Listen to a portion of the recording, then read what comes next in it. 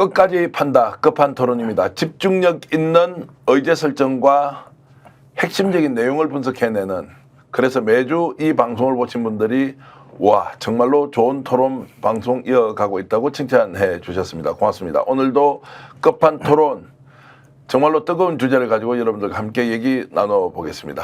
임세현 전 청와대 대변인 오셨습니다. 어서 오십시오. 네, 안녕하세요. 임세현입니다. 김종욱 정책 박사 오셨습니다. 네, 안녕하세요. 김종욱입니다. 자, 매주 여러분들을 뜨겁게 달구고 있는 핵심적인 주제를 가져와서 그 내용을 깊이 있게 분석해 드리는데요. 자, 오늘은 대한민국을 휘감고 있는 명태균 게이트와 관련된 내용 집중적으로 분석하는데요. 그 이전에 좀 따져봐야 할 게 있습니다. 보궐선거 결과에 대한 것인데요. 자, 부산검정구청장 선거에서 의외로 국민의힘이 압승을 거뒀습니다. 야권 단일 후보로 출격을 했지만 성과가 별로 안 좋았는데요.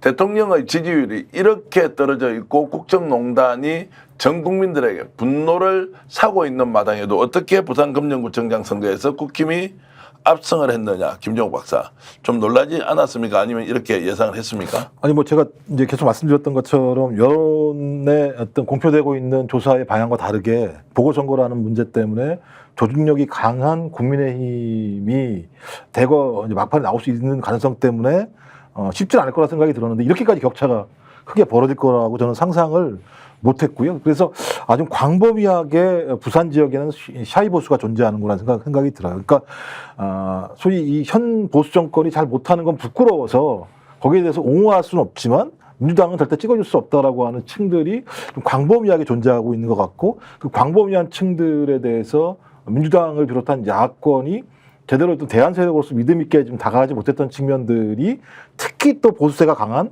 금정구라는 지역에서 표출된 형태이기 때문에 어찌 보면 좀 과잉대표된 측면이 있는 거죠. 그러니까 금정구가 전체 어떤 우리 선거 지형 또는 정당 지형을 보여주는 것처럼 나타났기 때문에 그건 좀 문제가 있습니다만, 그럼에도 불구하고 한동훈 당대표에게는 매우 좀 좋은 하나의 지렛대 반등의 기회를 만들어준 측면이 금정구에 있었던 거죠. 자, 그러면은 지금 뭐 일부 여론조사에서는 오히려 야당 후보가 앞선다, 김경지 후보가 앞선다는 것도 있어서 야 이번에 초박빙승부가 될 것이라고 했는데 국힘의 결집력이 높아서 그렇다, 뭐 이렇게 설명하기에도 좀 충분하지 않습니다. 자, 이번 선거 결과를 어떻게 일단 부산 거는 봐야 합니까? 그냥 둘 다 텃밭을 지킨 무난한 선거였다라는 게 이제 총평으로 볼 수 있고요. 근데 특히 금정으로 보면은 아까 말씀하신 것처럼 야당에서 일부는 그 높았던 결과가 있었지만 저는 이 이면에는 윤석열 정권에 대한 그 약간 창피함이 있었던 것 같아요. 예를 들어 윤석열 정권을 좀 그래도 약간 무너지면 안 된다라는 그런 결집이 있었지만 실제로는 대답은 하지 도대체 못했던 분들이 좀 나섰던 결과가 아닌가 싶습니다. 그래서인지 모르지만 좀 사실 뜨거웠다고 보면 뜨거울 수 있어요. 그 서울시 교육감 빼고요. 왜냐하면은 지금 나와 있던 인천 강화, 말씀하신 금정, 그다음에 영광, 곡성의 중에서 금정이 그 투표율이 제일 낮습니다. 그러니까 획기적으로 낮아요. 다른 데보다 획기적으로 낮습니다. 그렇기 때문에 그 이면에는 한편에 보수의 한편에는 도저히 그래도 민망해서 못 당하겠다 한편, 또 한편에는 그래도 여기 지켜야지 어쩌겠냐, 미워도 다시 한번, 이런 가능성도 있다 보고요. 또 다른 사이드에서는 그래도 한동훈 대표가 윤석열과 척지는 발언을 많이 했었습니다. 김건희 여사 뭐 라인 해야 된다, 뭐 추사해야 된다 등등의 이야기를 했기 때문에 그래도 다시 한번 보자라는 일종 희망 같은 것도 약간 보여준 거 아닌가라고 싶습니다. 자, 그러면 이제 낙동강 벨트 생각이 납니다. 지난 총선에서 200석을 넘길 것이다라고 했는데 결국 부산에서 뭐 오히려 참패를 했지 않습니까? 17대 1이니까요. 그러니까요. 네. 자, 그것과 연관이 되면서 자, 부산 시민들은 그럼 민주당이 지금 하고 있는 뭐 여러 가지 이제 행태에 대해서 좀 동의하기 어렵다. 아니면 적대적인 생각을 하고 있는 사람들이 생각보다 많지 않느냐. 민주당, 이재명 대표 또는 이제 문재인 정부에 대한 이런 반감들이 반영되어 있는 것이 좀 구조적으로 아주 강한 거 아니냐. 이제 이런 우려를 하는 분도 있습니다. 그러니까 이제 어제 나온 이제 갤럽 조사를 보면 부산 지역에서 그 윤 대통령에 대한 긍정평가가 26%, 부정이 66%에 달하는 상황입니다. 그러니까 예. 이 정도라면 정권 심판 논리에 의해서 보궐선거 같은 경우도 야권이 이기는 선거여야 되는데 정반대의 구조가 나왔고 정당 지지율을 보면요. 민주당이 이 지역에서 36%, 국민의힘이 30%, 조국혁신당이 5%, 무당층이 27%예요. 그러니까 이 정도 상황이면은 부산 지역에서는 지면 안 되는 선거인데 졌다라고 하는 측면은 무당층 또는 국민의힘 지지층 모두가 실제적으로는 민주당에 대해서 상당히 많은 거부감을 가지고 있다라고 볼 수밖에 없는 네. 측면들이 있는 것 같고요. 또 민주당을 지지한다고 하는 층 같은 경우도 실제적으로 능동적으로 선거운동들을 만들어서 나오지는 못했던 이런 측면들이 강하기 때문에 저는 PK 지역에서 지금 가장 강력한 것은 보수 유권자층이 보수 정권의 마지막 저항선을 지켜줘야 된다는 흐름들이 총선부터 지금까지 이어져 오는 측면들이 분명히 있는 것 같다. 근데 우리가 그 저류에 흐르고 있는 흐름들을 잘 파악을 못하게 되는 일이 벌어지게 되면서 지표상으로는 뭔가 좀 박빙의 선거가 나오고 있습니다만 저류에 흐르는 유권자들의 흐름 같은 경우는 그래도 다시 한번 그래도 지금 보수 정권을 지켜야지 또 일부는 그래 미래 권력이 한동훈인데 한동훈 살려줘야지라고 하는 이 두 가지 흐름 자체가 훨씬 더 정권 심판론보다는 더 강하게 흐른 것이 아닌가 생각이 들어서 저는 이 문제가 앞으로도 야권층에게는 되게 중요한 난제 중에 하나가 될 거라 생각이 듭니다. 좀 안이하게 접근하면은 없습니까? 민주당이 이번에 뭐 단일 후보만 하면 이길 수도 있다. 부산까지 만약에 쟁취하게 되면 이제 전국 선거 완전히 주도할 수 있는 것 아니냐라고 했는데 의외로 사실 찬물을 끼얹는 결과여서 민주당이 회고해야 될 게 매우 많다 이런 생각이 좀 듭니다.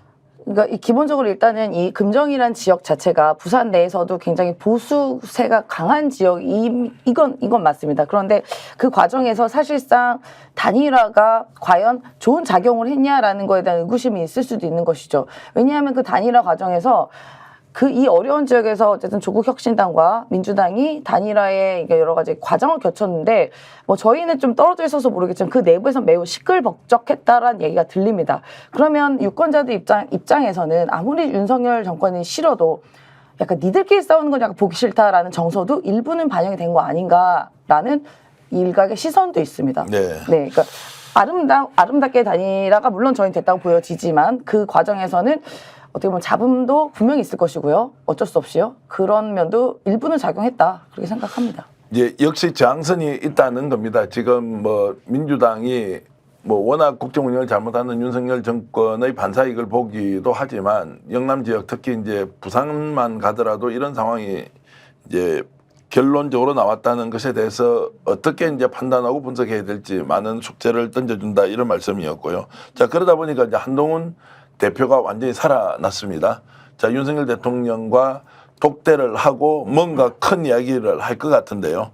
역시 이제 김건희 여사 문제 정면으로 돌파하기 위해서 자, 특검은 특검대로 또는 다른 진상규명 진상규명대로 가자고 강력하게 이야기해내겠습니까? 어떻습니까? 저는 살아났다고 생각하지 않아요. 그냥 그렇습니까? 심폐소생술 정도로 했다고 생각하는 건데 그러니까 만약에 한동훈 쪽에 있는 친한계들이 이번 보궐선거 내용 때문에 야 우리가 이제 드디어 반전의 계기를 만들었고 대통령 위에 설 수 있을 거라고 생각하고 거기에 맞는 행보를 한다면 저는 오히려 뒤통수 맞을 거라고 생각을 합니다. 왜냐하면 소위 이제 이 보궐선거 이후에 다음 주가 되겠습니다만 아직까지 그 두 사람의 면담, 그러니까 지금 대통령실은 면담이라고 얘기하고 있고 또 이쪽 친한계 같은 경우는 뭐 독대라고 얘기를 하는데 뭐 독대와 면담 사이 어딘가에 어중간하게 있겠죠. 근데 지금 날짜를 못 잡고 있는 상황입니다만 만난다고 한들 핵심적 내용은 한동훈이 얘기했던 세 가지 아니겠습니까? 하나가 저희 한남동 7인방으로 얘기되는 내부에 김건희 라인이라고 얘기하면서 국정을 농단하고 있는 사람들을 다 잘라라. 이게 하나일 거고 두 번째 같은 경우는 김건희 씨가 자중해라, 자숙해라. 얘 뒤로 빠져라라는 얘기거든요. 그다음에 세 번째 내용은 제기되고 있는 의혹에 대해서 명백히 밝혀야 되는 거 아니냐 이런 얘기입니다. 결론은 다 하나예요. 김건희에 대해서 어떻게 처리할 것인가에 대해서 결단을 내야 되는 상황인데 대통령이 그래 민심이 그래 그러면서 오케이 알았어 뭐 특검 받아 라고 얘기하지 않을 거란 말이에요. 그러면 둘이 만나고 나왔어요. 결과물이 없어요. 저는 결과물이 없는 상황이라면 그 이후에 거기에 대한 어떤 문제 제기를 누가 받을 수 있을 것인가. 저는 한동훈이 소기의 성과를 가지고 오지 않는다면 오히려 독배가 될 수 있다는 생각도 드는 거죠. 그러니까 뭐 이번에 승기를 잡았다고 할 수는 있습니다. 말씀하신 것처럼 되게 심폐소생술일 수도 있고요. 어떻게 보면은 약간 무너져 가고 있는 한동훈 체제에 대해서 약간 숨통을 일으킬 수도 있고 독대에 대한 명분을 줄 수도 있는 건 맞습니다. 그래서 한동훈 대표의 말이 좀 거세진 건 맞아요. 그 이후에 뭐 그러니까 예를 들면 아까 하나 둘 셋 얘기했지만 결론은 이겁니다. 김건희 여사 그냥 가만히 눈에 띄지 말고 아무 일도 하지 말고 아무것도 하지 마. 딱 이거 아닙니까? 그리고 수사 받아라. 전 그렇게 결론을 내렸는데요. 그렇게 뭐 강하게 얘기하는 건 좋지만요. 실제로 그동안의 한동훈 대표의 이런 스탠스를 봤을 때요. 실제로 만나면요. 소위 말하면 깨갱 할 거 아니냐라는 생각이 듭니다. 저는 그 증거가 보이는 게요. 오늘 나온 바로 기사가 뭐냐면요. 그 민주당에서 바로 특검법을 발의했습니다. 왜냐 그 김건희 씨 관련한 주가 조작의 불기소에 대해서 민주당 특검을 바로 발의를 했는데요. 거기서 또 한동훈 대표가 뭐라고 얘기하냐. 저런 행태 때문에 국민이 뭐 비판한다라고 말을 했습니다. 그러니까 그러니까 민주당이 특검 발의한 것에 대해서 즉각 반박한 게 바로 이런 논리인데요. 아니 본인이 지금 얘기한 게 있잖아요. 세 가지지만 사실 하나잖아요. 김건희 씨 눈에 보이지 말고 띄지도 말고 아무 일도 하지 말고 수사받아. 근데 우리가 그래요 야당에서 하겠습니다. 그러니까 니네가 저러니까 안 되는 거야 라는 태도인데 뭘 기대하겠습니까 이분이. 그러면 과연 앞에 가면요 그냥 밥만 먹고 물만 먹다 오지요 라고 저는 생각이 듭니다. 자, 기대를 별로 안 한다는 말씀인데 그렇게 하면은 독대가 이루어질지 정말로 대통령실 얘기대로 면담에 그칠지 아니면 이 자체도 없어질 수 있다. 소문에는 이렇습니다. 날짜를 못 잡고 있는데 그 못 잡는 이유가 김건희 여사가 결정을 해주지 않기 때문이다. 이 말까지 이제 나오는 걸로 봐서는 실제로 대통령실 내부에서 V1, V2 이제 논쟁이 좀 지겹기도 합니다만 윤석열 대통령조차도 이런 중요한 정치적 사안에 대한 결정을 내릴 때 김건희 여사의 동의를 받아야 한다. 이 정도까지 가 있는 걸로 봐야 합니까? 그게 사실이라면 난감한 건데요. 왜냐하면 김건희 씨는 아무런 권한이 없는 사람이잖아요.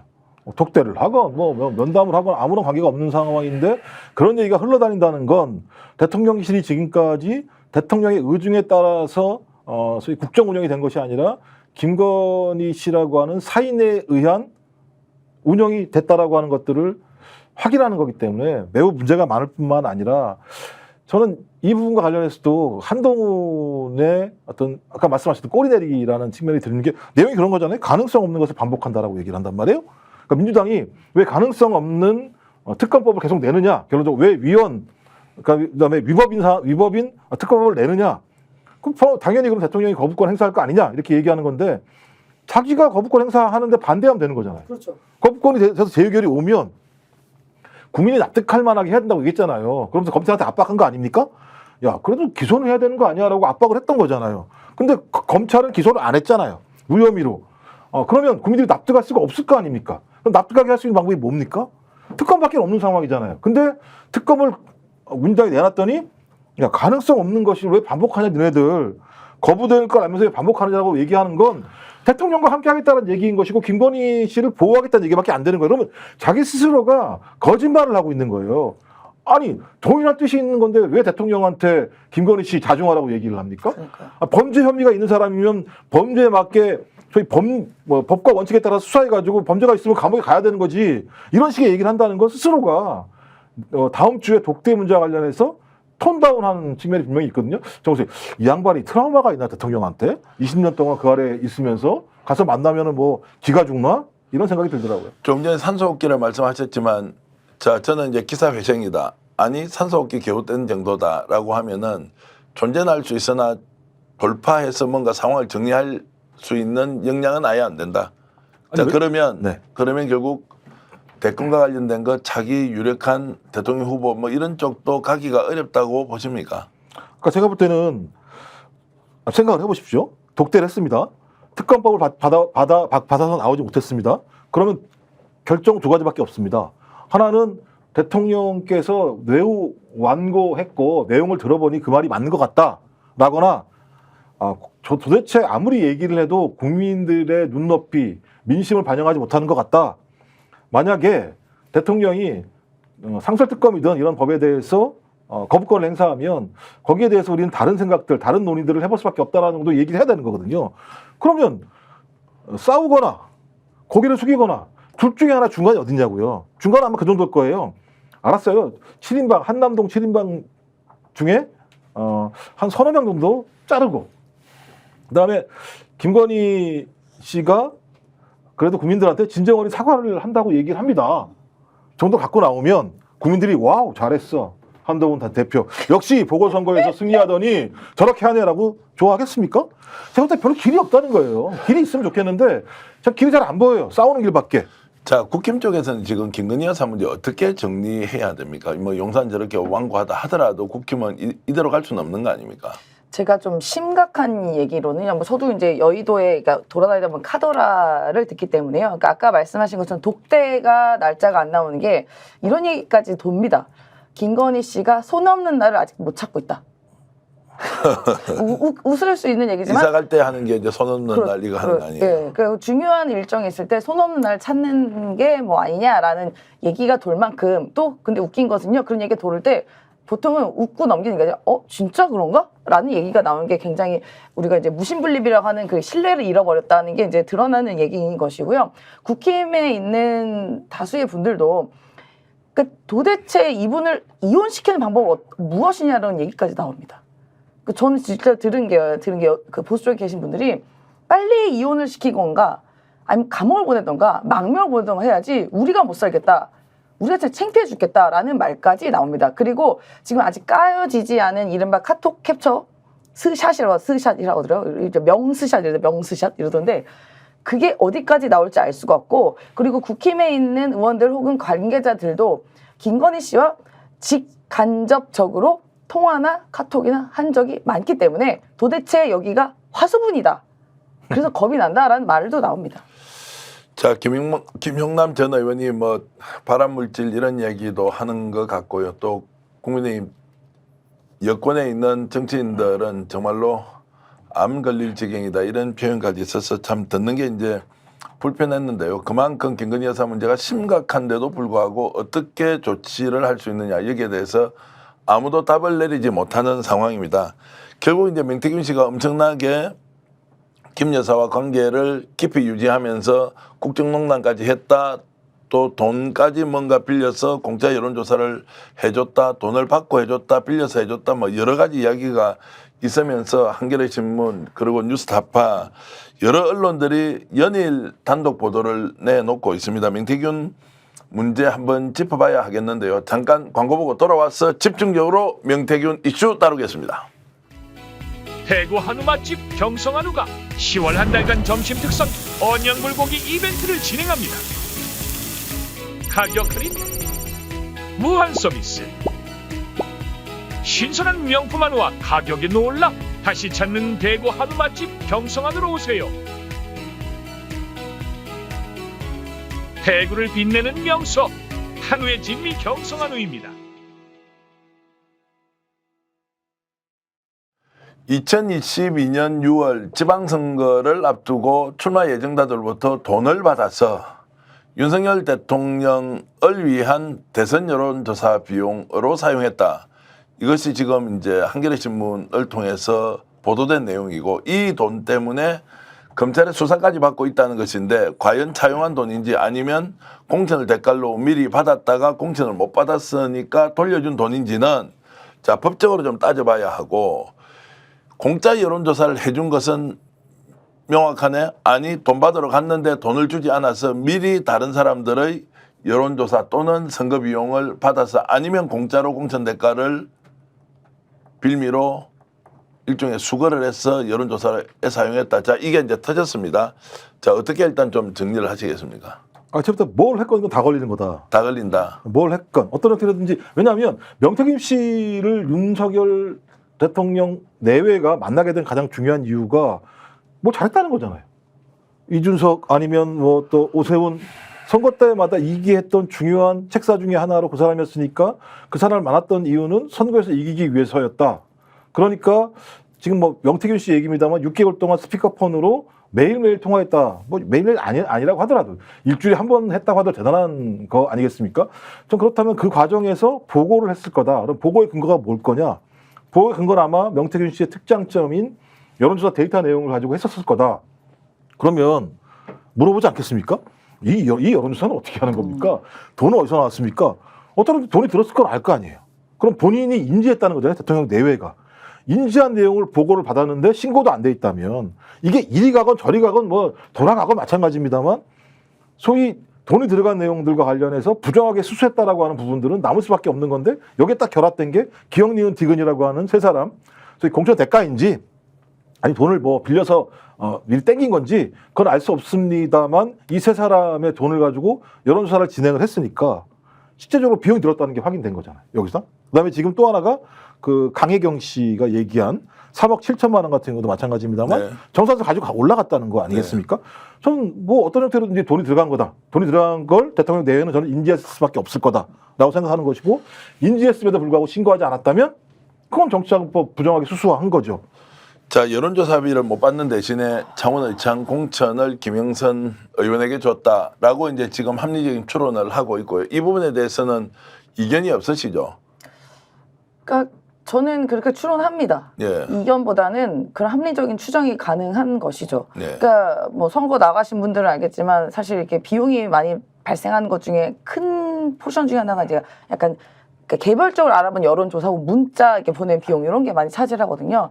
그런데 이제 예를 들어 지금 윤석열 대통령 같은 경우는 대선 때니까 엄청나게 큰 여론조사일 거거든요. 동네 선거가 아니잖아요. 전국 선거다 보니까 내외적으로는 그게 필요했을 겁니다. 첫 번째, 내적으로 필요한 이유는 본인의 자기 만족이 약간 필요했을 거예요.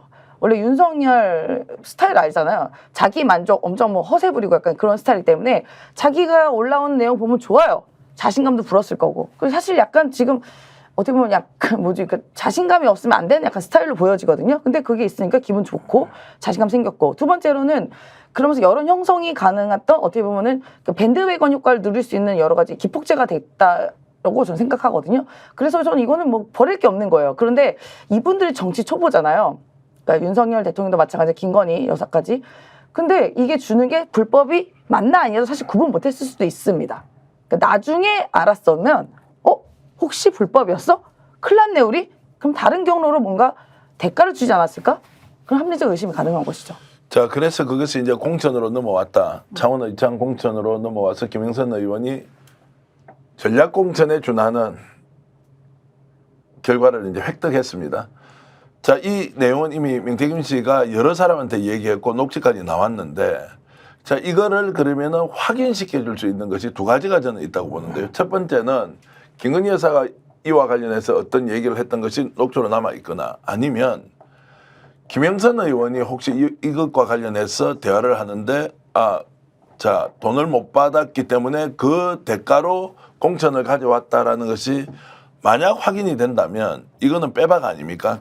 김용 박사님. 그렇죠. 녹취가 있는데 이거 뭐 거짓말할 수 없는 거니까. 녹취가 나오더라도 지금 부인을 해버리니까 검찰이 수사도 하지 않고 뭐 명태균은 계속 똑같은 말을 반복하고 있는 걸로 봐서는 그래서 김영선 의원의 말까지 있다라고 하면 그건 빼박 아니냐 이제 이 말씀을 드리는 거죠. 아니, 그러니까 이 녹취가 나오기 이전이라도 어떤 형태로든지 위에 올라갔다는 거잖아요. 네. 대통령 내외를 만나러 올라갔다는 거잖아요. 정산서 들고 올라갔다는 건 만났다는 거고 돈은 못 받아왔는데 갑자기 전화해가지고 창원으로 가라고 얘기했으면 누가 이 얘기를 했겠습니까? 다른 사람 만났겠습니까? 뭐 명태균이 뭐 다른 사람 만났다고 얘기하면 할 얘기는 없습니다만 명태균이라는 사람이 그때 당이랑 무슨 관계가 있는 것도 아니었던 상황이기 때문에 저는 대통령 내외를 만나서 돈을 받으려고 갔다가 돈을 안 받고 내려왔는데 바로 전화를 해서 선거운동을 하라고 얘기했다면 내락을 받은 거겠죠. 공천을 받았으니 일단 거기 가서 선거운동을 해서 김영선을 통해서 뭐 후위를 도모해라거나 이런 식의 얘기가 있었겠죠. 좀 그렇다면 그거에 대해서는 검찰 수사를 통해서 확인을 해야 되는데 이제 큰 문제 중에 하나가 뭐냐면 비서실장이 정진석이라는 거예요. 왜냐하면 그 당시에 공천관리위원장을 했을 거란 말입니다. 공천관리위원장 당내에서 공천. 네, 그렇죠. 네, 당내에서. 근데 지금 비서실장이잖아요. 예. 자기들이 지금 입 맞추고 있을 거 아니에요. 그분과 관련해서. 그러니까 정진석과 윤상현이랑 다 있죠. 그렇죠. 보궐선거랑. 보궐선거는 윤상현 이제 공천관리위원장이에요. 그러니까 어쨌든 뭐 연결은 됩니다. 다 연결이 되니까 네. 저 그래서 지금 입 맞추는 일들이 벌어질 거라는 생각이 분명히 들어서 네. 그분과 관련해서 계속 이거 갖다가 내부에서 문제가 없는 것처럼 얘기할지 모르겠습니다만 정황 자체는 빼박이다. 이건. 이제 상황이 워낙 급박하게 바뀌고 있으니까 정확하게 얘기해야 할 것은 자, 여론조사 비용을 3억 7천만 원 청구서를 가지고 올라갔다가 못 받는 대신 공천권을 받아왔다. 그것이 김영선 의원의 창원의창 보궐선거 공천이었다. 여기 또 한 사람이 더 등장하죠. 자, 6월 달에 지방선거가 동시에 이루어지는데 박한수 경남지사도 이 과정에서 상당히 도움을 많이 받았다라는 얘기까지 이제 나오고 있어서 분명하게 정리하고 가야 할 것은 이 사건의 첫 번째 출발 지점. 자, 보궐선거 공천과 관련해서 김건희 여사가 개입을 했고 명태균이 이걸 가지고 와서 김영선에게 이익을 줬다. 여기에 강원도지사도 나오고 그리고 박완수 경남도지사도 나오는데 자, 이 부분은 반드시 수사를 내야 되는 게 맞죠. 이거는 심각한 범죄 행위입니다. 그러니까 네. 민주주의를 파괴하고 정당 민주주의를 이렇게 훼손하는 심각한 범죄라고 보여지고요. 이른바 소위 말하면 예전에 있었던 이런 매관 매직이랑 가까운 상황 네. 아닙니까? 그러니까 맞다고, 그러니까 전제를 맞다고 하면요. 근데 이제 여러 가지 경로상 저는 두려운 건 뭐냐면요. 과연 여기까지가 끝일까가 문제입니다. 네. 왜냐하면 김건희 씨가 스스로 이야기한 게 있습니다. 모르겠어요. 이거 뭐 여론조사든 어쨌든 도움을 받았고 심지어 카톡에서도 뭐 본인이 굉장히 의존한다 이렇게 말을 했기 때문에 아마 명태균 씨에 대한 의존도가 상당했을 거라 보거든요. 그럼 그 정도의 의존도면요 본인이 뭔가 챙겨주고 싶었던 마음은 분명히 있을 거라 생각해요. 왜냐하면 이명수 기자 통화에서도 이명수 기자랑 잠깐 통화하고 이명수 기자가 1시간 정도 이제 가서 강의해 준 것만으로도 명수 씨 뭐 우리한테 오면 내가 1억도 줄 수 있어 이런 얘기를 하지 않습니까? 그 비슷한 이야기로 김건희 씨가 명태균 씨한테 아크로비스타 주겠다는 말까지 했다고 해요. 예. 그러면 그건 뭐 장난이라 치더라도 이른바 그 여론조사 등등 플러스 알파에 도움을 받았다면 공천 이거 돈 들어간 일 아닙니다. 권력만 있으면 되는 일이에요. 뭐 박완수, 김진태 뭐 등등 쭉쭉 나옵니다. 거론된 분들만 얘기하는 거 사실관계 확인 없이 이것만 다일까?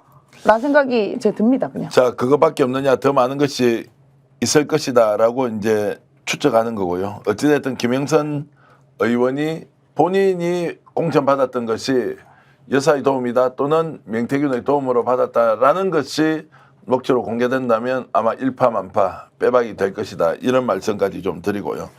자, 국가산단과 관련돼서 이제 사전에 기획을 했는데 오늘 경남 MBC에 이제 과거에 했던 보도 보니까 이미 3개월 전부터 3개월 전입니다. 44일 전부터 44일. 이제 44일. 1월 달에 이미 네네. 여기에 대해서 가지고 나왔고 뭐 저 창원시청 공무원들이 사무실에 와서 어떻게 된다는 걸 막 이제 이렇게 얘기하면서 실질적으로 창원국가산단 자 기획을 명태균이 하고 결정은 대통령실에서 했는데 최종적으로 그 내용을 먼저 알고 다 퍼뜨렸다. 부동산 투자까지 했다. 뭐 이런 이야기 이제 나온다고 보면 사실상 국정 운영에 깊이 개입을 하면서 중요한 정책 결정에 관여했다기까지 이제 가는 거 아닙니까? 예, 그러니까 지금 대통령실이 이걸 어떻게 끊고 가려고 하냐면 이 앞뒤 오빠 논쟁 뭐 뒤에 좀 얘기하겠습니다. 오빠 논쟁이 나오면서 친오빠라고 얘기를 하죠.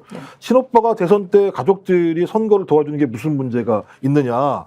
그리고 이게 그러니까 대통령 선거 이전이니까 이게 어떻게 국정농단이 되느냐, 국정 운영하지 않았는데 이 논리로 가는 상황이거든요. 근데 지금 말씀하신 창원 국가산단 문제 같은 경우는 대통령이 되고 난 2023년도의 일이기 때문에 이 스픽스에서 처음으로 제가 공개한 걸로 알고 있는데 네. 내가 기획했다라고 명태균 씨가 얘기한 녹취가 나왔죠.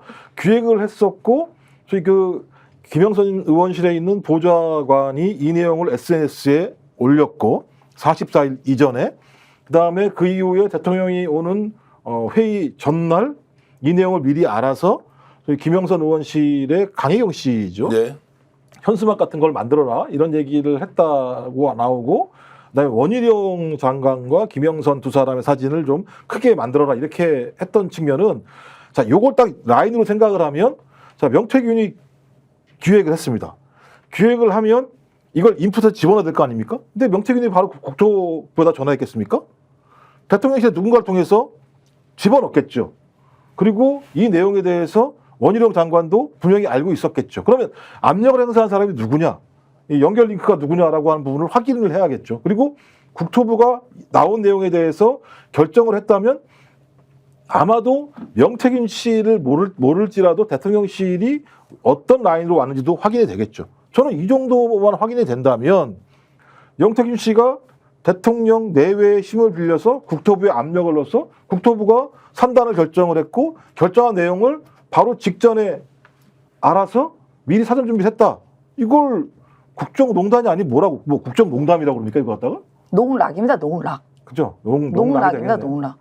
그러니까 저는 진짜 여쭙고 싶은 교수님한테도 우리 같이 그러니까 노무현 대통령 청와대 계셨고 저 네. 문재인 대통령 청와대 있었지만 이렇게 국가의 이런 산단 결정할 때 우리가 일하고 있는 사람 안 적이 있으십니까? 일하고 있는 사람 아니에요? 일하고 있는 내부에 있는 사람도 안 적이 있으세요? 내가 관련된 사람 그렇죠. 아니면요? 뭐 실제 누가 하는지 모르고 이것만큼 비밀 유지가 중요한 게 없잖아요. 그렇죠. 국가 중요한 정책 결정에 비밀 유지 그리고 그것이 갖고 있는 파급력이 워낙 크기 때문에 그러니까 해당 비서관 정도는 알 수 있겠죠. 그러니까 이 부분은. 담당자의 소수 말고는 알 수가 없고요. 그럼요. 제가 하나의 아주 이렇게 되게 가벼운 예를 하나 들어보면요. 문재인 대통령 시절에 코로나 시기 아닙니까? 대통령께서 그 제약사, 그러니까 이른바 뭐 신약 개발하거나 그 백신 개발하는 회사에 가는 일정이 있었거든요. 근데 그 당시에 아무도 거의 알리지 않았습니다. 왜? 주식 투자할까봐. 예. 대통령 가면 주식 오르니까 미리 혹시나 이렇게 대통령실에 있는 분들이 그걸 그냥 투자하고 그래서 오르면 문제될까봐 진짜 비밀리에 가신 적이 있으세요. 그래서 저희도 나중에 당일날 알고 이랬거든요. 근데 그러니까 제가 이제 그 가볍게 얘기하는데 그 백신 회사 가는 것만큼 그렇게 비밀스러운데 국가 산다는요, 이건 이권이 엄청나게 개입된 겁니다. 뭐 땅 투기를 비롯해서 뭐 건설, 뭐 어떤 회사 등등이 이건 무지막지한 계획인데 이게 어떻게 민간인이 알 수가 있죠? 그러면 그게 누가 알려줄 수 있냐?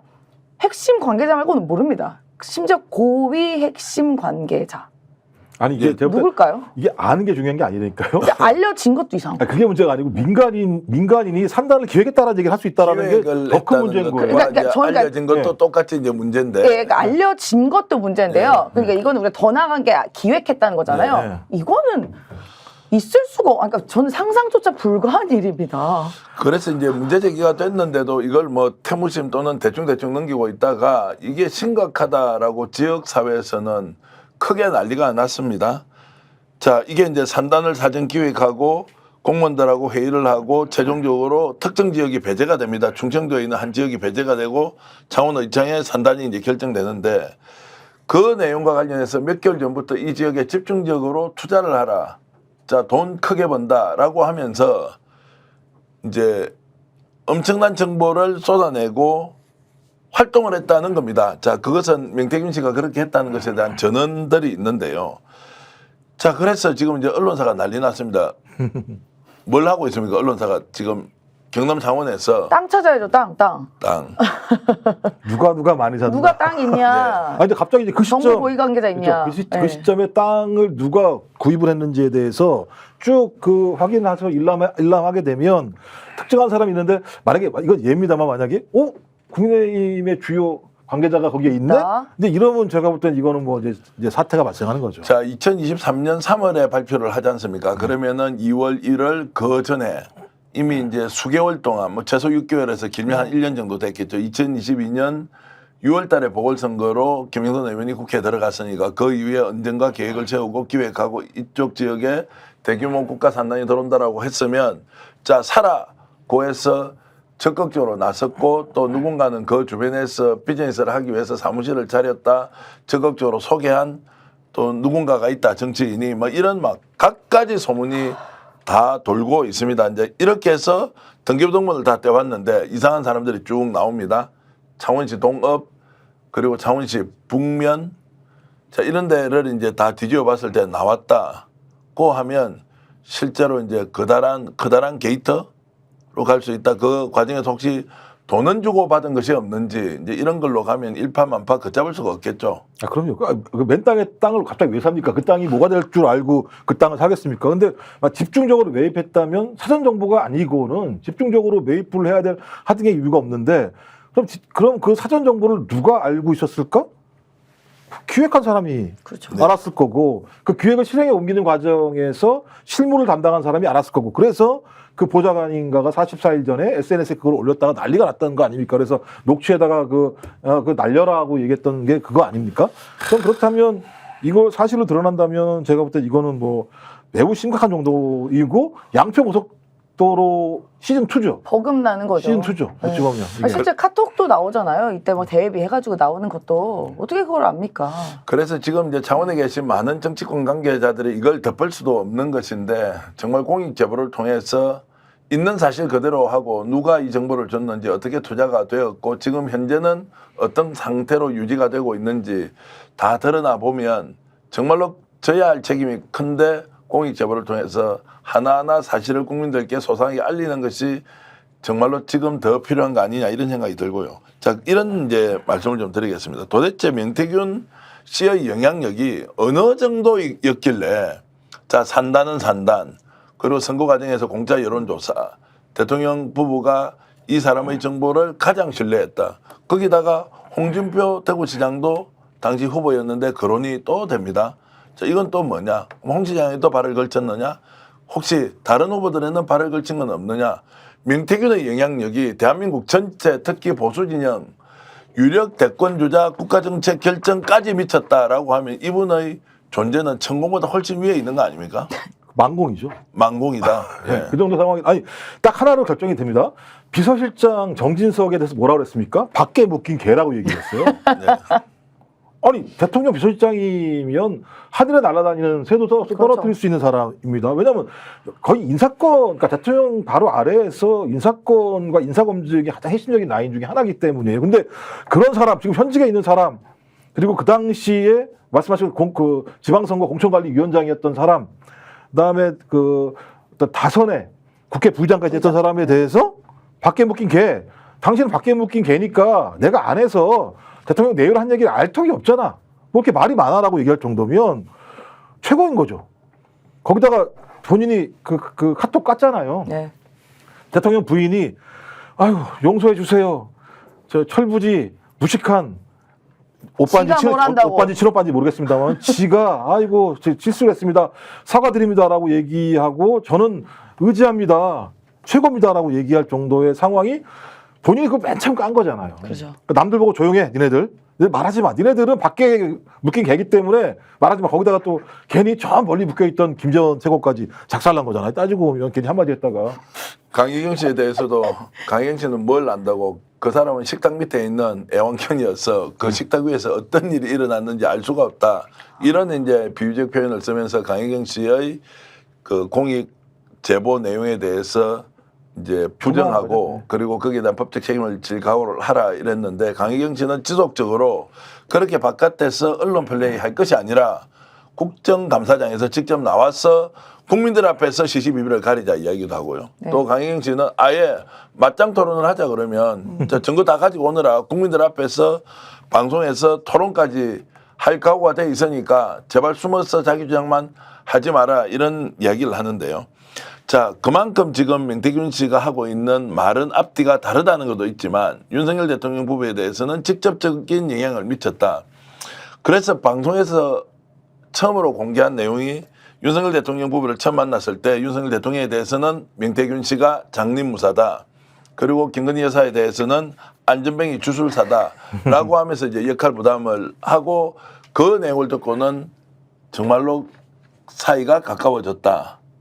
그리고 김건희 여사가 명태균 씨를 처음 만났을 때 조상의 공덕으로 태어난 분 같군요. 네. 이 발언도 제가 확인을 했습니다. 물론 이 이야기를 명태균 씨로부터 들었던 자랑삼아 했던 이야기를 들었던 분으로부터 두 번, 세 번 제가 확인을 했는데 거의 주술적 요소로 이루어진 두 사람의 특수관계 이런 거 느끼지 않습니까?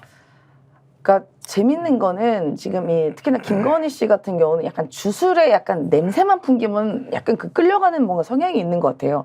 예전에 본인이 말할 때도 그 대통령과 그러니까 그 윤석열 대통령과 본인을 만났을 때도 어떤 뭐 스님인가가 와가지고 둘이 너무 잘 맞는다 얘기해서 뭐 자기가 기분 좋았다 뭐 이런 얘기도 하고 그 뭐 나중에 천공 뭐 건지 뭐 그럼 쭉쭉 우리가 다 아는 이야기들이 있지 않습니까? 근데 명태균 씨는 그런 주술은 아니지만 그런 약간 오묘한 얘기를 좀 하는 경향이 있는 것 같아요. 여러분 비유를 엄청나게 하시더라고요. 뭐 땅 비유하고 산 비유하고 바람 비유하고 그런 거에 저는 매우 끌려지 않았을까라고 싶습니다. 그런 게 어떻게 보면 하나의 결핍이죠. 내가 스스로가 결정하고 판단할 수 없는데 뭔가 주술이나 다른 사람의 그런 미신적인 영역에서 기대하는 그런 결핍이 저는 어떻게 보면 김건희 씨가 끌리게 한 요소가 아니었나라고 싶습니다. 그래서 명태균 씨의 영향력이 아까 말씀 저도 어디까지인지 진짜 모르겠는 게요. 아까 뭐 어디 누구 쭉쭉 나왔잖아요. 근데 뭐 김재원, 오세훈 뭐 4번 울었더라고요. 오세훈 그리고 뭐 아까 홍준표 그다음에 나경원, 원희룡 세상에 안 낀 사람 없어요. 김종인 유일하게 한동훈만 안 꼈어요. 안 낀 사람이 없는데 그 사람들이 다 뭐라고 한마디씩 하면 그냥 다 된통 당합니다. 네. 아니 그러니까 예를 들면 본인들이 이렇게 얘기했잖아요. 뭐 일개 브로커다. 그러면요. 일개 브로커가 최고 존엄 아닙니까? 그 대통령 부부가요. 최고 존엄에 대해서 내가 한 달 안에 끌어낼 거야 라고 하는데 왜 가만히 다들 있죠? 대통령 최고 존엄에 있는 대통령실은 왜 일개 브로커를 고소고발 못합니까? 네. 예를 들어 우리 뭐 야당 패널에 한마디씩 하면 고소고발 막 하시던 그 실에서요. 저는 이런 게 하나의 반증이라고 봅니다. 고소고발도 못하고 뭐 검찰이 수사도 하지 않고 있는데 어찌됐든 제가 만나보진 않죠. 전화통화를 오래 하고 지금도 취재를 하면서 문자를 주고받고 다른 언론에서 직접 목소리로 등장하는 명태균 씨를 보면요. 자연과 사회 현상에 대한 이치와 원리를 통찰하고 있는 사람 같다는 느낌을 저는 받았고요. 그것이 어떻게 펼쳐지느냐에 따라서 정말로 효과적으로 큰 일을 하는데 보탬이 될 수도 있지만 이거 자칫 잘못 쓰면 약점과 또는 단점의 고리를 가지고 뭔가를 판을 뒤집으려는 이런 일종의 수법으로도 사용될 수 있다. 이제 이런 생각을 하는데 전체적으로는 내공이 상당히 높은 사람이다. 그러나 그것이 어떻게 이제 전개가 됐는지는 부정적 요소가 워낙 많이 드러나고 있기 때문에 좀 더 우리가 깊이 관찰해야 된다라고 하면서 제가 좀 유보적인 태도를 취하겠습니다. 어쨌든 명태균 씨가 지금 가지고 있는 그 200가지의 중요한 문자 중에서 공개한 것은 한두 개밖에 없다라고 하는 것이니까 그 나머지 198개는 무엇인지를 알기 위해서라도 어쨌든 유보적인 태도를 취하고 있다는 말씀을 여러분께 좀 드리고요. 자, 그러면서 명태균 씨가 자, 여사를 처음 만났을 때 들었던 이야기, 대통령 부부를 후보죠. 대선 후보 부부를 만났을 때 본인이 했던 자, 장님 이야기, 주술사 이야기에 이어서 도리도리라는 이야기도 지금 MBC를 통해서 최근에 드러났는데요. 이것도 지금 명태균 씨가 도리도리와 관련된 조언을 했다는 겁니다. 자, 한 1년 넘었습니까? 지금 네. 우리 예, 제가 제가 약간 소장이 이 문제를 제기했다가 네. 그때는 굉장히 논란이 있었는데 설명 좀 해주시죠. 그러니까 이게 1년이 넘었죠. 2022년 한 4월에서 5월 그때쯤을 기억하는데요. 제가 이제 이게 인기 유튜버라고 하는 그 매불쇼라는 데 출연하면서 이런 얘기를 한번 했어요. 막판에 그 도리도리에 대해서 도리도리를 검색하면 검색이 안 된다. 그러니까 명예훼손이다라고 검색이 된다라고 말했습니다. 그 이미지, 도리도리 이미지를 검색하면요. 왜냐하면 그 당시에 윤석열 대통령이 이렇게 말할 때 계속 이렇게 고개를 이렇게 왔다 갔다 하잖아요. 그래가지고 도리도리 뭐 춤도 나오고 뭐 하여튼 뭐 약간 그 풍자하는 것들이 괜히 있었습니다. 그래서 저도 그때 궁금한 게 약간 있어서 찾아봤는데 이미지에 안 나오는 거예요. 그랬더니 명예훼손이라고 안 나온 겁니다. 근데 도리도리가 그래서 왜 명예훼손이지? 봤더니 도리도리 마약이라는 게 있대요. 근데 도리도리 마약은 나와요, 검색에. 근데 도리도리만 안 나오는 거예요. 그래서 제가 거기에 약간 신기해서 그때 그 매불쇼에서 윤석열 대통령 관련된 얘기가 나와서 이 말씀을 드렸어요. 근데 거기서도 진짜네? 어떻게 이런 일이 있지? 라고 했는데 바로 얼마 있다가 이제 기사에 이런 게 이제 여론 통제, 그러니까 야권 지지자들이 이런 거에 휩쓸린다. 대통령을 너무 풍자조롱한다. 이건 사실관계 아니다라고 기사가 나와서 제가 엄청난 비판을 받았었어요. 그러니까 심지어 어떻게 뭐라 나오냐면 문재인 정부 청와대 부대변을 지낸 임세은이 지난 11일 팟캐스트 정영진 체육 매불쇼에서 네이버에 도리도리 치면 안 나온다. 그래서 나오면서 친야 성향 네티즌들이 모인 커뮤니티에서 파장을 일으켰다 하면서 이거는 음모론이다. 이렇게 얘기가 나옵니다. 그래서 그때 저도 그냥 그런가? 근데 나는 그냥 찾아본 건데 했는데요. 오늘 기사가 아침에 나왔습니다. 도리도리가 왜 없어지는지 아냐? 명태균 씨가 내가 했다. 네. 라고 나옵니다. 자, 그 내용 좀 설명해 주시겠습니까? 자, 왜 명태균 씨가 이 도리도리와 관련된 프레임을 없애기 위해서 아이디어를 냈다. 이것이 채택되어서 곧 사라졌다. 이 내용인데 설명 좀 제가 해주시죠. 그래서 이게 김건희와 명태균이 서로 친할 수밖에 없겠다 이런 생각을 했어요. 관찰력이 뛰어나요. 맨 처음에 많았을 때 김건희가 명태균 씨한테 조상 이런 얘기를 했었잖아요. 조상님 이런 얘기를 했었잖아요. 근데 이 얘기 뭐냐면 도리도리 하는 이유가 부동시이기 때문에 어릴 때부터 소리가 잘 안 들려서 어르신들이 자기를 부를 때면 일반인들이 그냥 소리만 한 번만 들으면 그냥 가만히 그쪽을 보는데 이 잘 못 들으니까 계속 두리번 하더라. 이게 버릇이 됐다라고 그 과거의 아픈 상처를 이렇게 쓰다듬어 주면서 이걸 고쳐라라고 얘기했다라고 하면서 윤석열 대통령이 상당히 또 신뢰했다 이런 얘기를 하는 거잖아요. 결론적으로. 네. 그러니까 매우 대단한 관찰력을 가지고 있는 거죠. 쌍방간에. 근데 제가 볼 때는 이게 뭘 대단한 거라고 단독으로 MBC에다 얘기하는지 잘 모르겠습니다만 자기가 그만큼 대통령과 가까이 있으면서 이미지까지도 컨설팅을 했고 내 말을 들었다 이런 얘기를 하는 것 같아요. 가장 가까이 있다 이런 얘기를 하는 것 같은데 전 그렇다면 진짜 이렇게 흉어물 없이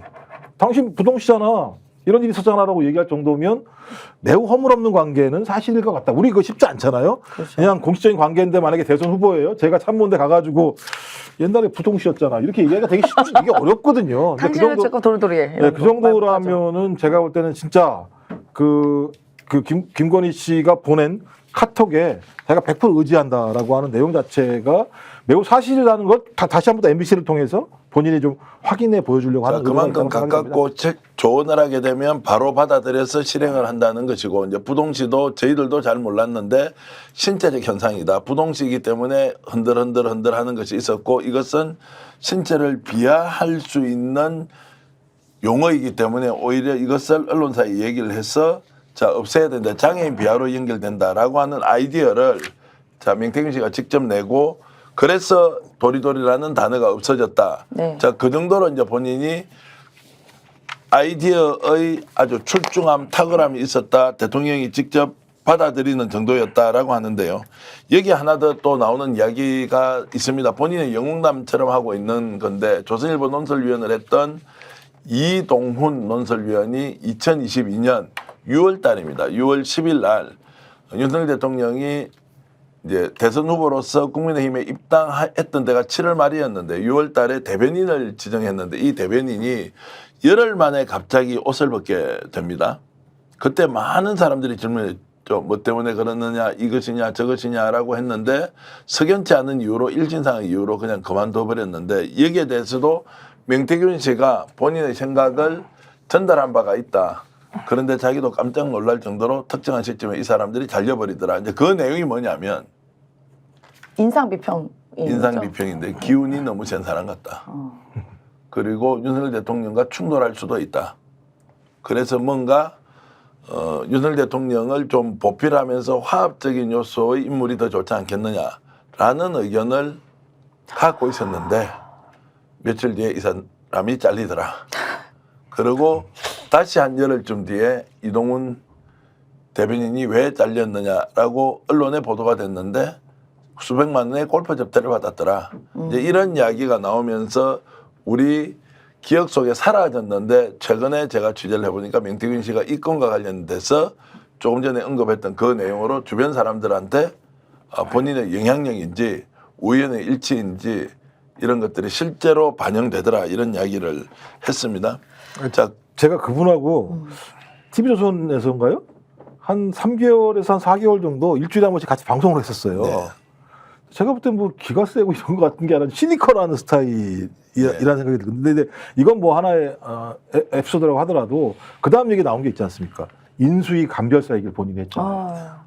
인수위에서 자기가 감별을 했다. 근데 내가 고른 사람들은 아무런 문제가 없지 않았느냐라고 얘기하고 니네들이 고른 사람도 다 문제가 있었다 이런 얘기를 하는 건데 이거 되게 큰 문제가 있는 거죠. 인수위원회에서 인수위가 공식 절차가 없이 뭐 예를 들면 과거에 삼성전자 사기업이니까 삼성전자 회장이 앉아가지고 옆에다가 그 저기 누구죠? 저기 뭐 사주 보는 사람 앉혀가지고 뭐 했을 수도 있겠습니다만 아니 명태균 씨가 뭐라고 인수위에서 앉아가지고 저 인물이 되니 안 되니 얘기하는 건 그때부터 이미 국정농단이라고 하는 것이 현실화됐다라고 하는 것을 명태균 씨가 자기 입으로 입증하는 거거든요.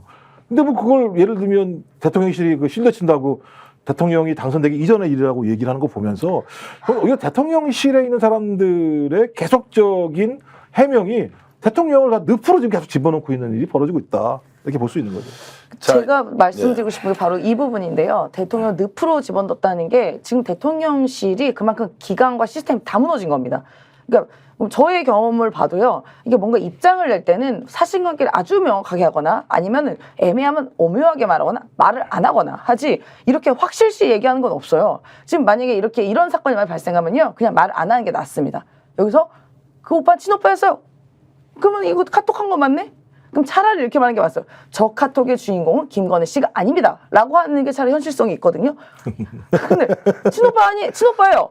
라고 하고 이런 것도 뭐 예를 들면 그런 식의 반응에서 오히려 확실시 해주는 것 아니면은 우리 대통령이 잘하는 거 절대 사실 아니고 너 고소할 거야 가만 안 둘 거야 이게 맞지 이게 뭡니까 이게 아, 어쩌겠습니까? 무너졌어요 이미. 대통령 부인이 친오빠라고 얘기를 해버리는데 아래서 뭐라고 얘기를 해요? 자기 확인했다는 거잖아요. 그만큼 이게 이제 우리가 불행한 일인 거죠. 대통령실은 국가의 컨트롤 타워가 이따위로 이 정도밖에 수준이 안 된다는 것이 참담한 노릇입니다 정말. 자, 이런 의혹에 대해서 검찰은 당장 수사를 하고 뭐가 진실인지 국민들에게 알려줄 의무가 있지 않습니까? 그런데 지금 검찰이 신속하게 움직인다는 느낌도 없고 또 고소고발도 이루어지지 않고 있다. 그래서 우려하는 사람들은 야 이것도 한 일주일, 이주일 지나고 나면 다 덮어버리고 유야무야 되는 거 아니냐 이런 우려를 하는 사람들도 있습니다. 제가 볼 때 지금 검찰이 하는 일은 대통령 부인 무죄 만들기 매뉴얼 만들고 있잖아요. 명품백은 선물이라고 그래가지고 다 퉁치고 도이치모터스 주가 조작 사건 같은 경우는 뭐라고 그러냐면 지금 그 주가 조작으로 유죄받은 사람들의 진술을 다 믿어가지고 김건희 씨랑 아무 관련이 없다고 얘기를 하고 있고 그래서 김건희 씨한테 물어봤더니 하는 얘기 김건희 씨가 기억이 안 난다라고 얘기했더니 기억이 안 나는데 어떠냐 이렇게 얘기하는 상황이지 않습니까? 인권도 마찬가지죠. 그럼 김건희 씨가 자기가 아니라면 아닌 거지 뭐. 제가 볼 때는 이건 특검 아니면 해결할 방법이 하나도 없는 상황이고요. 자, 명태균 씨와 김건희 여사 간에 있었던 많은 일들이 이런 방식으로 수사를 하지 않고 그냥 시간이 지나버리지 않습니까? 그러면은 특검도 지금 계속 거부권 행사를 한다. 이제 미궁에 완전히 빠질 가능성도 있다. 왜냐하면 뭔가 용산과 지금 명태균 씨는 서로 내용을 맞춰서 얘기를 하는 것 같아요. 그리고 일관되게 지금 언론사에 직접 대응을 하면서 본인이 아닌 것은 아니라고 해명까지 하고 있는 걸로 보면 나름대로 프로그램이 명확하게 정해져 있는 거 아니냐. 그러면 영원히 진실은 규명할 수 없다라고 이렇게 좀 불안감 있는 전망을 하는데 어떻게 보십니까? 이걸 뒤집어 넘을 만한 카드는 없습니까? 아니요, 저는 그렇게 생각하지 않습니다. 네. 뭐 저의 추측이지만요, 용산이 그럴 만한 실력이 없어요. 네. 그리고 이미 너무 뻗쳐놓은 게 많습니다. 이미 이제 윤석열 대통령과 김건희 씨 같은 경우도 수만 명한테 통화하고 카톡하고 하면서 그 과정에 본인들이 무슨 말 했는지도 모르거든요. 이제 그 중에 하나가 어떻게 보면은 좀 더 가까운 명태균 씨라고 저는 보여집니다. 그리고 제가 들은 것도 대통령 부부한테 카톡 받았다는 얘기 많이 들었거든요. 집권 초부터, 지금이 아니라요. 그래서 저는 그거는요, 어디선가 툭툭 터지고, 그리고 또 하나, 아까 명태균 씨가 뭐 본인 인상이 앉아 잘렸다 뭐 이런 분들 있잖아요. 집권 초에 이유 없이 잘려나간 분들 계세요. 그분들이 사실 오늘 되게 실력자인 분들이 많거든요. 이렇게 보좌진을 오래 하셨다던가 정치권에 오래 있다던가 아니면 등등의 전문적인 분들이 그런 분들보다 순서대로 잘렸던 분들이 있습니다. 그때도 약간 의아했었어요. 이분들이요 입 열려 있습니다. 이분들이요 핸드폰 있습니다. 저는 어디선가 나옵니다. 이거 저희가 절망할 일은 절대 아니라고 생각합니다. 자, 나오기는 나오는데 수사 안 하면 또 끝이잖아. 민주당이 특검, 상설 특검으로 해내겠습니다. 그러니까 이게 이제 수사를 하지 않는 국가 권력 기관, 대통령과 대통령 부인을 보호하기 위해서만 작동되는 이 사법 사유와 이 문제가 있는 이상 국민들이 아무리 떠들어도 원하는 진실을 얻을 수 없다. 이런 이제 위기감을 갖고 이 방송 진행하고 있고요. 그래서 이제 다음 주 월요일입니다. 오후 2시에 강희경 씨가 국정감사에 직접 나가서 진술을 하고 우리가 모르는 이야기 또 이미 알고 있던 이야기도 훨씬 더 풍부하게 이제 할 것 같은데 검찰이 수사 여부를 결정하는 분수령은 또는 민심이 폭발하는 분수령은 이번에 21일 국정감사 또 국회 운영위원회가 11월 1일 날 열리던데 그때도 강희경 씨가 출석하더라고요. 자, 이것을 좀 분기점으로 봐도 되겠습니까? 말씀하신 것처럼 21일 날 강희경 씨가 어떤 내용을 얘기할지 좀 모르겠습니다만 어떤 형태든 국민들이 보는 눈 앞에서 얘기를 하게 되면 그 파장은 매우 클 거라는 생각이 듭니다만 저는 대통령실이나 검찰은 꿈쩍도 전 안 할 거라고 생각합니다. 꿈쩍도 안 그런 한다. 얘기가 나온다고 하더라도, 그러니까 방법은 하나겠죠. 10% 이하로 국정운영 지지율이 떨어진다거나 이런 일이 발생했을 때는 미봉책을 쓸 거라 생각이 드는데, 그러니까 저는 희망을 갖고 싶긴 해요. 그러니까 뭐 명태균 씨 얘기처럼 바람이 내내 불 수는 없는 거잖아요. 바람은 언젠가 그칠 것이고 태양은 뜰 거기 때문에 명태균 씨도 어느 순간 바람이 거치고 태양이 쬐이면 얘기를 할 수 있을 거라는 생각이 들긴 합니다만, 대통령실은 나름대로 자기들 판단이 있을 거라 생각이 들어요. 뭐 대통령실 능력이 없다고 말씀합니다만, 특검은 거부권을 행사하면 끝나는 겁니다. 그다음에 상설특검 같은 경우도 마찬가지입니다만, 대통령이 임명 안 하면 상관없는 겁니다. 임명을 안 하면 헌법과 법률을 위반하게 되는 건데, 헌법과 법률을 위반하면 탄핵을 해야 되는데, 이 탄핵도 마찬가지입니다만 200명 이상이 돼야 되는 상황인 거예요. 그러니까 두 가지 다 어떤 형태로든지 108명이라고 하는, 지금 103명까지 줄었습니다만, 이 숫자를 가지고 있는 상황이라면 대통령은 별별 위법, 반헌법적 행위를 하더라도 막아낼 수 있다라고 판단을 할 거예요. 저 그랬을 때 이걸 어떻게 치고 나갈 수 있을 것인가라고 하는 부분과 관련해서 마지막 힘은 매번 국민밖에 없다. 그러니까 국민들이 나오고, 그다음에 국민들의 민심의 압박이 있어서 10%대로 무너지는 순간, 저는 그때부터는 누구도 다 두 발 들고 나올 수밖에 없는 상황이거든요. 근데 지금까지는 이렇게 버티려고 하는 것 같아요. 네. 그 대통령실이나 국민의힘의 친윤계 같은 경우는. 그래서 조금은 좀 국민 여러분께서 고생을 좀 하셔야 될 것 같다는 느낌이 듭니다. 자, 외부의 힘으로 진실이 드러날 것이냐, 아니면 내부의 분열로 사실이 국민들에게 알려질 것인지 여러분 기대해 보겠습니다. 자, 다음 주로 예정되어 있는 국정감사에서 강희경 씨가 어떤 발언을 하는지, 또 김영선 의원이 이와 관련돼서 어떤 발언을 해왔는지, 또 앞으로 새롭게 터져나올 이야기는 무엇일 건지, 강희경 씨, 김영선 의원을 제외한 많은 사람들이 진실을 알고 있다고 저는 확신합니다. 그것이 드러나는 그날까지 끝판토론, 끝까지 판단하는 정신으로 종합적으로 여러분들께 분석해서 전해드리겠습니다. 오늘 장시간 동안 토론해 주신 임세훈 소장님, 그리고 김정욱 박사님께 감사드리고요. 저희들 구독, 좋아요 눌러주시면 큰 힘이 됩니다. 많은 분들이 제보 주셔서 더 풍부한 취재 그리고 내용을 여러분들과 함께 공유하고 있습니다. 스픽스 101만 명 넘어서서 102만 명 달성했고요. 그리고 여러분들과 함께 오랫동안 더 좋은 프로그램 만들어서 달려가겠습니다. 시청해주신 여러분 고맙습니다. 스픽스가 말하는 언론입니다. 대세는 유튜브, 그중에서 스픽스. 좋아요, 댓글, 구독, 알림 설정. 여러분이 저희를 사랑해 주시고 우리가 여러분을 사랑하는 4가지 방법입니다.